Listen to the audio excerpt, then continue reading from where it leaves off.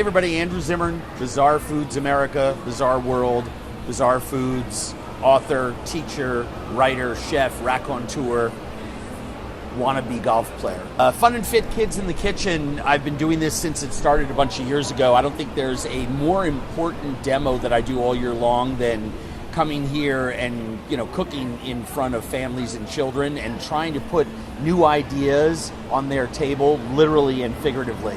When I come down here and I do this and I'm just talking to families about issues they have putting food on the table, it becomes a lot more meaningful to me. So it's very cool. Along with Tablespoon.com and General Mills, I co-created The Munchies, which is a national conversation online about excellence in food.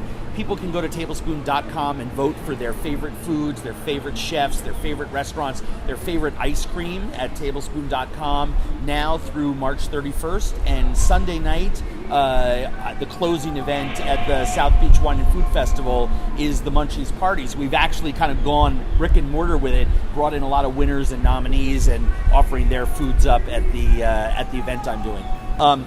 There's a great book by a fantastic home chef named Mark Bittman.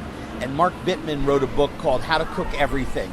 And when people ask me, give me one resource to help me put fresh food on my table inexpensively with a plan that I can really learn from, I always direct them to that book.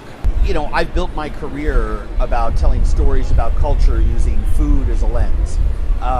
So I believe that the most important thing that we can do is understand and explore our families' cultures and food traditions. Preserving that for future generations is an incredible resource that we don't want to squander.